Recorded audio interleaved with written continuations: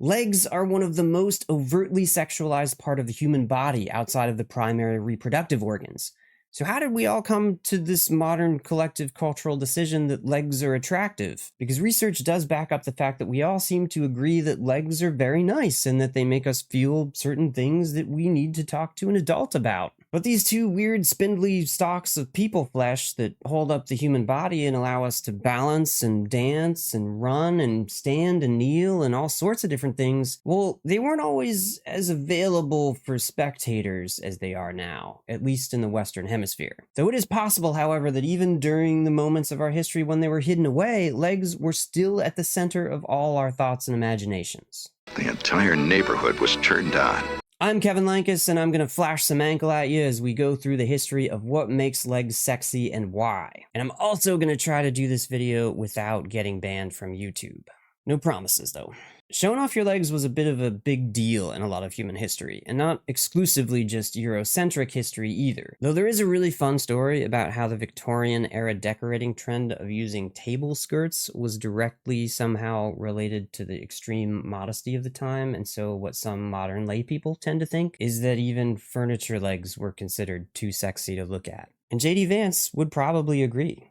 Unfortunately, this is probably a double myth. A mythception, if you will, because Victorian-era fashions and prior fashions of the 18th century, where this idea is also prevalent, had much more to do with trends among the wealthy socialite class and were more determined by means and status than by modesty. Things like the fact that simply having a wardrobe that's made of more material announces that someone is wealthy, because you could afford more fabric, to the practical fact that longer sleeves and stockinged legs would provide an absorbent layer for body oils and sweat. The other thing is that Victorian dresses actually often did have skirts that showed ankles, and even low necklines and sleeveless designs too.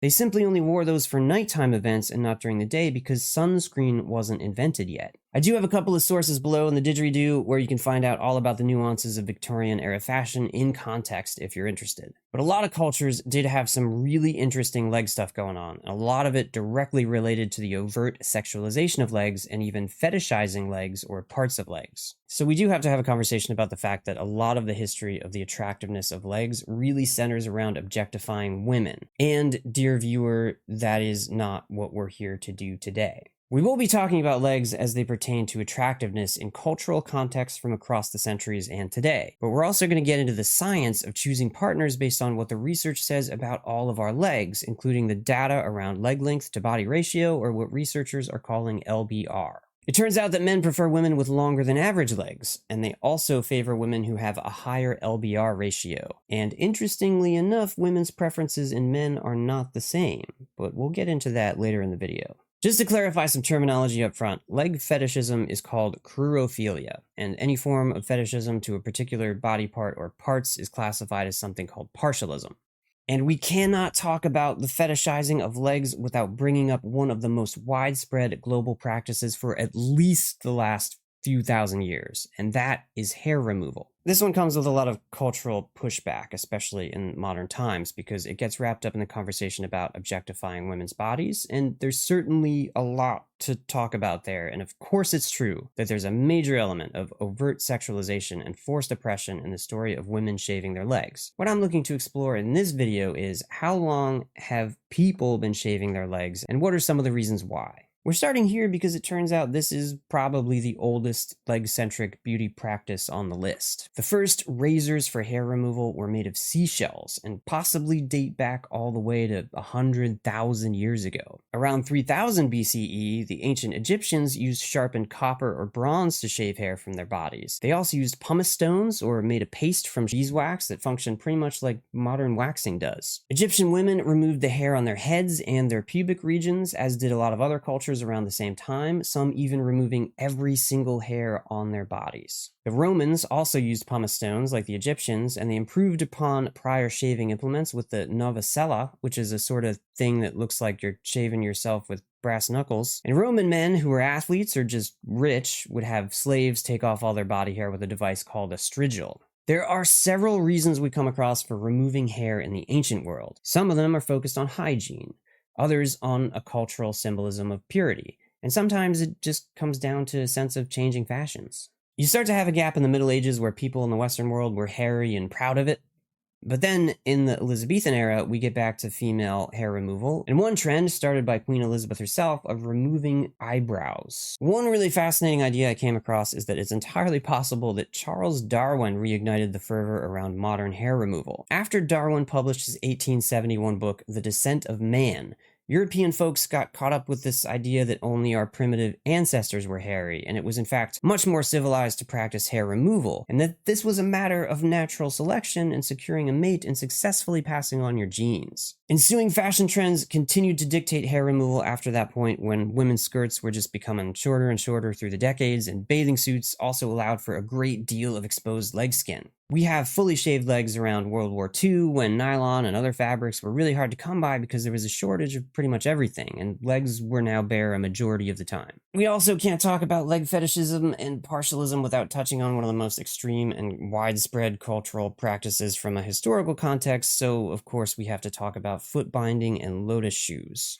Maybe this isn't what you thought you were getting into when you clicked on this video, and if it's not, stick with me because I promise this whole thing is really fascinating and informative. The origins of the practice of footbinding are thought to have come from a 10th century dancer who enchanted the Chinese emperor Li Yu, and the practice quickly became associated with eroticism, and it spawned a cultural tradition that ran rampant in China for 1,000 years. The size of women's feet were classified into 3 categories, and anyone in the third and last category was said to have very sad marriage prospects indeed. One story written around the year 850, which is a little before footbinding was a widespread cultural practice, relays the tale of a king who searches for the owner of a very small shoe so that he can marry her. If you're thinking this sounds familiar, then you'd be right, because this is one of the main inspirations for the story of Cinderella. It's worth noting that in later years, women would wear shoes with little tiny fake shoes on the bottoms, and their outerwear would be long enough so that just the little tiny fake shoes would show. But since we're talking about shoes, we have to mention one particular style of shoe that's said to accentuate legs and be particularly sexy for onlookers, and those are high heels. To a modern eye,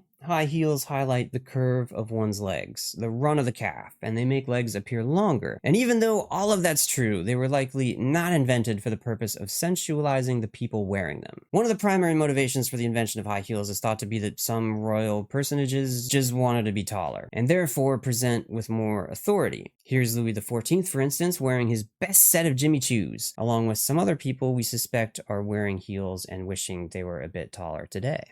Turns out there's nothing new about finding taller, longer legs attractive. And we do have research that seems to confirm this aspect of high heel appreciation. A study that's often pointed to in leg research, which is a sentence I never thought I'd say, comes from Rockclaw University in Poland, and it found that men find longer legs more attractive. Very specifically, legs that are 5% longer were found to be most attractive, followed by legs that are 10% longer. The ideal female leg length, according to the men in the research study, was found to be 1.4 times the length of their upper bodies. Another very possible origin of high heels is primarily practical, and that was to keep Venetian noblewomen from sinking into the filth of the streets in the 15th and 16th centuries. Either way, both men and women wore high heels in Europe for a couple hundred years. It stopped due to changing fashions, and also because they were primarily associated with the nobility, and regular people stopped looking up to nobles and more down to them at a certain point. And they did, of course, become more associated with femininity over time. A third possibility is that high heels were actually invented solely for men.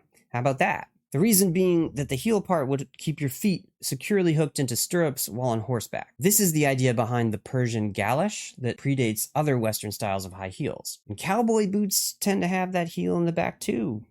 Just saying, all you Texas conservatives out there wearing high heels. We can trace a direct line from high heels to the topic of our next exploration into the attractiveness of legs, which is the phenomenon of pinup girls. Pinup girls very often wore high heels in their photos. The scene here is one of the most iconic pinup photos of all time, featuring Betty Grable, arguably the most famous pinup girl who ever lived. This 1943 bathing suit picture featuring her, quote, $1,000,000 legs catapulted her over Rita Hayworth's 1941 pinup photo published just before the attack on Pearl Harbor. Grable's pinup would be the most ubiquitous picture on all available wall space in all the barracks of World War II. Because pinup girls often wore high heels in their photos, we have all the accentuations of legs that high heels come with. We also have a certain conditioning response in the men viewing them and in society in general. The history of pinup girls is pretty interesting, and this is really another one of the times when society did overtly sexualize women as a genuine reflection of their value as people. The situation began in the 19th century with female actresses and marketing for theater productions and burlesque shows, and the actresses themselves started making these little business cards with pictures of themselves on them as a kind of visual promotional material to hand out and advertise a show. And these ended up getting tacked to walls and mirrors pretty much everywhere, in homes and in bars, and they became so prolific and mainstream that this was just one of the most common ways to advertise. This is why pinup girls during the 20th century were often really big movie stars, and it still pretty much is the only way we advertise things. So what we like about high heels is probably the fact that they make legs look longer and more accentuated, because science says we like longer legs in general. And the reasons for this might really have something to do with what Darwin was getting at in the 1870s, about the science of choosing a mate. In general, human beings evolved to find certain physical characteristics attractive in potential partners because they signaled a measure of health and fitness for reproduction, which was a physically taxing process, especially if you're the one carrying a pregnancy to term. So characteristics that we came to believe signaled long-term health, translated directly to someone's overall safety and their feelings of safety for their family or their future family. And this part isn't just speculation or theorized concepts from evolutionary psychology. We know factually that longer legs are associated with the reduction of serious health conditions. Multiple studies at this point have shown that longer legs can mean less chance of developing coronary artery disease, diabetes, blood pressure problems, and some types of cancer. Not only that, but how tall people are is, in general, directly correlated to a certain population's nutritional status. For some reason, growth is stunted in the length of the legs more than it is in the upper body.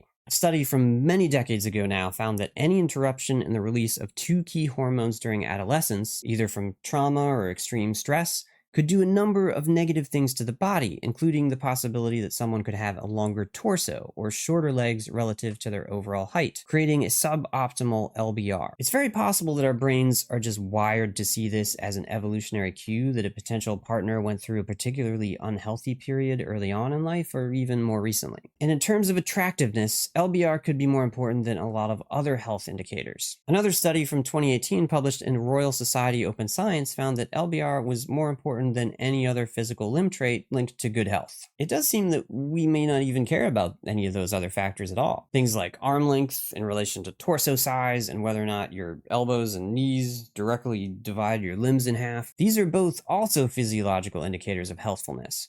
But in the 2018 study, there were no standouts in terms of preference for either of those. Just LBR alone was a major factor in defining what someone found attractive in a potential partner. This study also gave us the really important fact that I'm sure a lot of my male viewers were waiting for, and that's the female preference for male leg length, or male LBR. And before we get into that, please make sure to like this video if you're enjoying the content, and please subscribe to the channel so you can have more of it going forward, and hit the notification button so that you get alerts when I come out with something new. It turns out that women most prefer men whose legs are half the length of their entire body, so not the same as the other way around. Where men prefer women with a ratio of 1.4 times leg length to overall height, this is actually just a 1-for-1. So all you men out there watching this, your legs should be about half the length of your body. Go get that tape measure. I'll wait. Now, shorter legs than this, though, were seen as not as attractive. And again, this could very well be an evolutionary need baked into the desire of the beholder, because some research has linked shorter legs with a higher risk of cardiovascular disease and type 2 diabetes. A really wild study that measured 89% of men in a single town in Wales showed us that men with shorter legs are also more likely to have higher triglycerides, and that means a higher risk of stroke. This study also found that longer legs are linked to better cardiovascular health and less insulin resistance, so better outcomes related to diabetes. So what do we know about why people think legs are sexy? For a lot of human history, different parts of legs were considered attractive, and different levels of revealing those same legs could be a problem, though the ankle thing in Victorian England really is a myth. You probably would never see a bare leg in public in Victorian England, but people saw stockinged ankles all the time. Also, kids completely bare-legged until the age of about 16. Of course, there's also some very problematic history at play. There's something especially creepy to me about the idea of footbinding and other mechanisms for constraining growth, like corsets, that point to a concerning level of idolizing youth and doll-like appearances, and I definitely have to recognize how gross of a direction that seems to be going in. But overall, what we like about legs probably comes down to an evolutionary cue for healthfulness. The cultural exposure of legs and hair removal means that we can see more of them and fully assess these evolutionary cues. It is odd, though, that this one evolutionary cue seems to be way more important to us, while other indicators of healthy bodies are just entirely ignored. But there's obviously something deeply baked into the human consciousness about this, because legs have been a focal point for attractiveness for thousands of years. And I think my biggest question at the end of this is, was there ever a time when people were really into knees? Not like the backs of knees, because they're pretty okay, but like the knobby bits up front? If you're not just a leg man, but actually a knee man, let me know in the comments. You stay appropriately covered up out there for the fashion of your time period, and I'll see you next time.